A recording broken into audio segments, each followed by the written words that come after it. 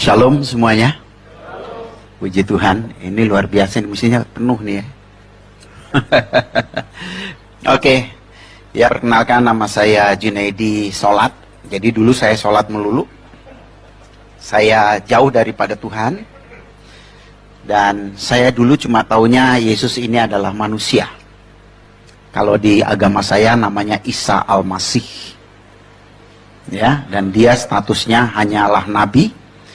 Dan bahkan di dalam surat Ali Imran 57 itu nggak beda sama Musa, nggak beda sama Muhammad, nggak beda sama Adam gitu kalau di ajaran saya dulu. Dan saya nggak pernah mimpi menjadi seorang Kristen karena pegangan saya dulu adalah surat Ali Imran ayat 19, Inna dina indallahi Islam, agama yang diridhoi Allah hanyalah Islam, di luar Islam tidak ada agama yang diridhoi Allah. Dan dalam hati saya berjanji hidup mati saya tetap Islam apapun yang terjadi. Itu rencana manusia. Tetapi rencana Tuhan beda. Dan Tuhan maunya saya jadi pengikutnya. Ya.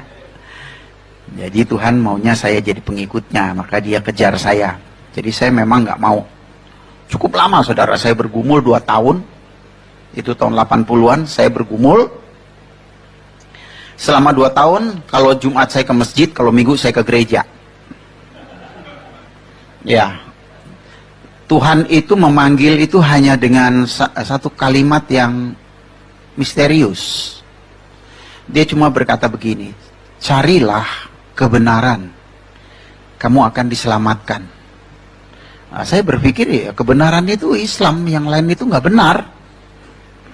Ya, dan saya sepelekan kata-kata itu, tetapi herannya kata-kata itu terus berkumandang di hati saya. Ya, berkumandang. Berhenti-berhenti itu kalau saya sholat doang. Habis sholat, suara itu nongol lagi.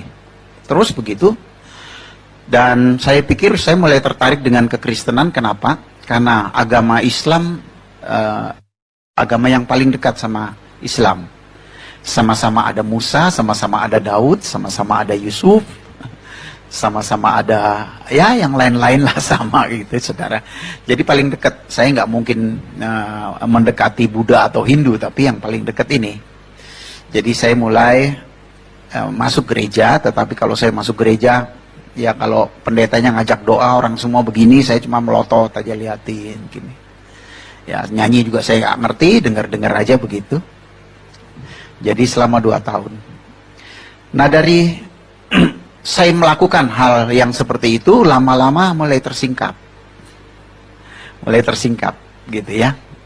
Saya mulai mikir, dan mulai bandingin, gitu. Antara Kristen dan Islam ini. Nah, saya perhatikan. Dan saya mulai tertarik dengan kekristenan. Ya, saudaraku. Jadi saya melihat, saya membandingkan begini. Kalau dulu saya mau sholat saja sulit. Artinya saya harus ambil air wudhu, lalu saya harus masuk masjid, harus buka sepatu atau sendal. Kalau sendalnya bagus nanti pulang bisa hilang gitu. Ya, dan saya kadang-kadang pakai aja sendal orang lain yang pikirin amat gitu. Nanti kalau saya sholat misalnya 4 rakaat, udah 3,5, tinggal setengah lagi, kentut, batal. Nyenggol perempuan, batal. Syaratnya cukup berat, bahasanya harus Arab, ngadepnya harus ke barat. Nah saya lihat orang Kristen kok masuk gereja ada yang pakai sendal, ada yang pakai sepatu, ya, lalu ada yang mandi, ada yang nggak mandi, gitu. Ya nyanyi sambil kentut nggak apa-apa, gitu kan, ya, ngadepnya boleh kemana aja. Nah saya ambil kesimpulan kok Kristen gampang ya. Lalu nggak tahu kenapa pikiran saya berpikir ya Allah itu kan maha pengasih dan penyayang. Ya, kalau saya kan dulu mau makan, mau berbuat sesuatu selalu membaca Bismillahirrahmanirrahim. Yang artinya kita mengakui bahwa Allah itu maha pengasih dan penyayang. Kalau Allah itu sifatnya pengasih dan penyayang pasti nggak nyusahin gitu. Dan saya lihat Allah yang nggak nyusahin itu di Kristen. Nah di situ saya mulai tertarik. Ya. Nah akhirnya saya mulai mengerti dua-duanya, apa itu Kristen, apa itu Islam. Tapi untuk mengambil keputusan nggak mudah. Kenapa? Ya saya pasti akan kehilangan keluarga. Saya pasti akan dimusuhin teman-teman. Masjid saya itu cuma, ya ini rumah saya depan sana, 3 rumah saja sudah masjid. Tempat saya suka beribadah. Ya, apa jadinya kalau mereka tahu saya jadi Kristen? Ya, belum lagi bapak ibu saya dan kakek saya itu namanya Kiai Haji Abdul Ghani, punya pesantren terbesar di Lampung. Jadi bisa bayangin situasi saya ya seperti itu. Dan saya takut sekali untuk menjadi Kristen meskipun saya sudah mulai mengerti dan ada keinginan. Lalu saya sempat juga berpikir, apa jadi orang Kristen diem-diem aja gitu ya. Kalau perlu nanti ngomong sama pendetanya, dibaptisnya di kamar mandi gitu. Terus jangan ada yang tahu gitu, satu orang pun gitu ya. Pokoknya hubungannya pribadilah sama Tuhan begitu. Itu saking takutnya gitu. Namun satu hal yang aneh itu adalah dalam satu momen saya harus menyelesaikan 3 lagu di daerah Roxy. Lalu di tengah jalan itu saya bawa mobil, saya ngomong aja begitu. Yesus, engkau itu Tuhan atau bukan gitu. Saya ini bingung. Mau jadi Kristen saya takut, mau jadi Islam kok kayaknya saya udah nggak kepengen gitu. Ini gimana saya gitu. Nah disitulah urapan Tuhan itu turun. Saya dijamah dan menangis sejadi-jadinya. Kalau ditanya nangis kenapa, saya juga nggak tahu. Ya, tetapi saya merasakan ada pelukan yang penuh kasih gitu. Yang berkata di hati saya, ya seperti Allah itu seperti dia, Tuhan itu seperti menemukan anak yang hilang gitu. Ya, lalu saya dijamah dan di situ saya mendengar dia berkata, akulah Yesus Tuhan dan Juru Selamat dunia, kalau kamu tidak percaya kamu mati, katanya gitu. Jadi karena saya takut mati, ya saya terima. Karena saya pikir kalau saya tolak, nyawa saya dibetot gitu. Jadi saya terima, iya Yesus tolong saya percaya gitu. Nah, habis saya ngomong begitu tuh seperti ada beban yang lepas gitu. Ya rasanya lega banget.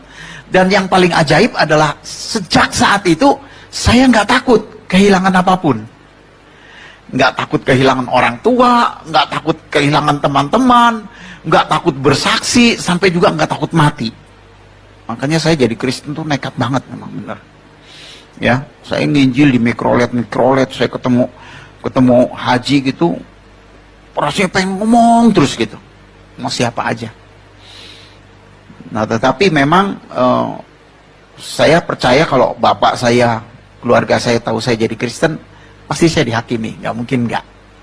Nah, di situ saya persiapkan diri saya, lalu saya kembali lagi belajar Al-Quran, hadis, saya pelajari, lalu puji Tuhan.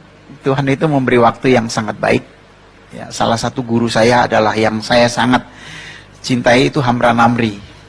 Jadi kebetulan waktu itu rumahnya dekat rumah saya. Ya udah di situ kalau ada apa-apa tanya ya akhirnya saya jadi pinter. Ya. Dan betul saja satu kali orang keluarga saya dengar saya jadi Kristen lalu saya dipanggil dan saya dihakimi. Saya disidang gitu. Jadi ditanya, kenapa kamu jadi Kristen? Kamu itu bikin malu orang tua. Bapakmu ini dari kecil sampai tua segini, nggak ada satupun keluarga yang Kristen. Kecuali kamu. Kamu itu udah gendeng, gila, apa-apa gitu. Ya saya jawab, saya jadi Kristen karena Muhammad yang nyuruh gitu. Ya karena saya udah belajar, saya tahu. Jawabnya, mesti begitu, baru nanti dia kan pasti cari tahu. Ya, saya bilang, kalau saya bilang saya jadi Kristen karena Yesus, bingung nanti dia, itu kan pengalaman pribadi. Tapi kalau karena Muhammad yang nyuruh, nah dia penasaran, ya suruh buktiin gitu. Kalau saya buktiin, saya bilang kita ini kalau sholat selalu baca ayat Al-Fatihah. Kalau 4 rakaat berarti 4 kali, kalau 2 rakaat ya 2 kali, kalau 3 rakaat ya 3 kali baca Al-Fatihah. Di baris keempat dan kelima dikatakan begini, iya kana budua iya kana stain, ihdina sirotol mustaqim. Kepadamu kami menyembah, kepadamu kami meminta pertolongan. Tunjukkanlah kami jalan yang lurus. Jadi minta petunjuk jalan yang lurus. Saya bilang saya dari kecil sampai seumur ini, kalau sholat selalu minta petunjuk jalan yang lurus. Padahal jalan yang lurus itu ada di dalam Al-Quran gitu. Di ayat mana katanya gitu. Saudara lihat loh, kiai aja nggak ngerti saudara. Ya, saya bilang di surat Az-Zukhruf ayat 61. Kayak apa bunyinya? Wa innahu la ilmu lisa'ati fala tamtaruna biha wattabi'uni hatsa sirata mustaqim.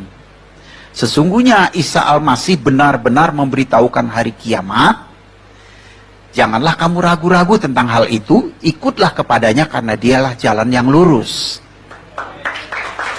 Jadi ya, jalan yang lurus itu Isa Al-Masih, saya bilang, bukan Muhammad. Saya bilang, kalau ada satu ayat aja Muhammad berkata, akulah jalan yang lurus, saya nggak mungkin ikut Isa Al-Masih, saya bilang. Gitu. Nah, di situ debat lagi. Kamu perhatiin ayat ini, katanya di sini, nya ini huruf besar bukan huruf kecil, ikutlah kepadanya. Nya di sini yang dimaksud Allah. Kamu boleh percaya Isa Al-Masih, tapi jangan jadikan dia Allah, karena Allah sama Isa Al-Masih beda, katanya begitu. Nah, saya kasih tahu lagi dalam surat Luqman, ya, surat yang ke-34 ayat 4 dikatakan, yang tahu hari kiamat adalah Allah. Jadi surat Luqman berkata yang tahu hari kiamat Allah. Surat Az-Zukhruf yang tahu hari kiamat Isa Al-Masih. Kalau gitu Isa Al-Masih dan Allah itu sama-sama tahu. Gitu. Kan nggak ada satupun yang tahu hari kiamat itu kapan. Kecuali Allah dan kecuali Isa Al-Masih. Lalu terjadilah debat dan akhirnya bapak saya nyerah dan saya diusir. Tadinya saya mau dibunuh juga itu. Tapi saya diusir dan tidak diakuin sebagai anak. Ya, itu yang terjadi. Dan akhirnya dia kasih tahu sama semua keluarga, dan nggak boleh ada yang terima saya. Tapi saya bersyukur kesaksian itu cukup lama dan banyak yang mendengar. Dan 7 tahun kemudian bapak saya tiba-tiba ketemu saya. Dia datang ke rumah sore hari. Saya terkejut waktu itu, saya dari luar. Nah, saya bilang, bapak kapan datang?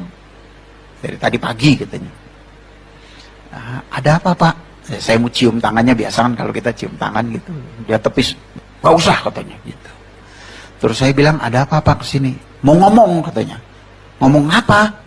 Ngomongin agama katanya. Lo kan dulu udah. Aku tambah bingung katanya gitu. Ya saya bilang, ya jangan bingung-bingung pak. Saya bilang Yesus itu juru selamat, Isa Al-Masih itu juru selamat. Nabi banyak pak, tapi juru selamat cuma satu. Kalau nggak punya juru selamat gimana? Wah dia bongkar-bongkar lagi ayat dan kita akhirnya dialog. Sampai akhirnya dia bilang, gimana caranya jadi Kristen? Gitu. Saya bilang ya gampang lah pak jadi Kristen mah. Gimana panggil pendeta? Nggak usah, saya aja gitu. Ya bapak ikutin doa saya, ikutin doa. Terus saya bilang, maaf ya pak, aku boleh tumpang tangan di kepala? Ya boleh, boleh, silakan aja gitu. Tumpang tangan, saya doakan dan dia terima Yesus saat itu. Dan dia menjadi Kristen. Dan saya bersyukur sejak saat itu keluarga saya satu persatu mulai menjadi orang percaya. Ya. Dan saya bersyukur juga teman-teman saya banyak yang jadi orang percaya. Nah,